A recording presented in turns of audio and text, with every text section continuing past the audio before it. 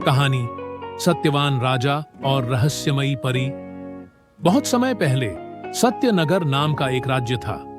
वहां के राजा विक्रांत अपनी ईमानदारी और न्यायप्रियता के लिए प्रसिद्ध थे। प्रजा उन्हें सत्य का संरक्षक कहकर पुकारती थी।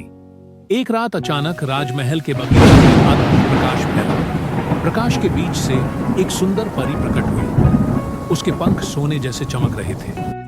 राजा ने उसे देखकर हाथ जोड़कर पूछा, हे दिव्य स्वरूपा, आप कौन हैं? परी ने मुस्कुराते हुए कहा, मैं सत्य की परी हूं। जो राजा सच्चाई से राज्य चलाता है, मैं उसके सामने प्रकट होती हूं। लेकिन मैं आपके लिए एक परीक्षा लाई हूं। राजा चकित होकर बोला, परी देवी, मैं परीक्षा के लिए सदैव तैयार हूं। परी ने 3 डिब्बे प्रस्तुत किए, सोने का, चांदी का, मिट्टी का। उसने कहा, सिर्फ एक डिब्बे में आपके राज्य का भविष्य छिपा है।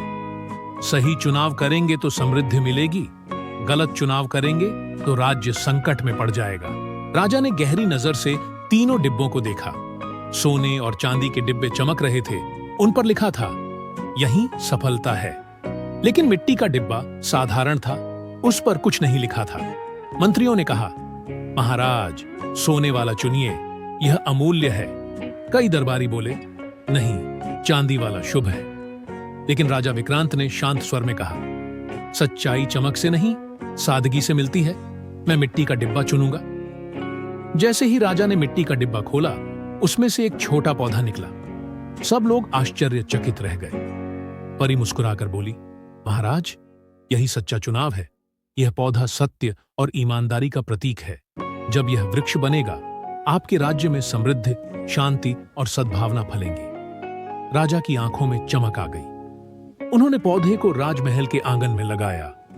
वर्षों बाद वह वृक्ष इतना विशाल हुआ कि उसकी छाया में पूरा नगर सुख और शांति का अनुभव करने लगा। कहानी का संदेश, सच्चाई और ईमानदारी कभी तुरंत सोने चांदी जैसी चमक नहीं देती, परंतु वही जीवन में स्थायी सुख और समृद्धि का वृक्ष बनकर फलती फूलती है।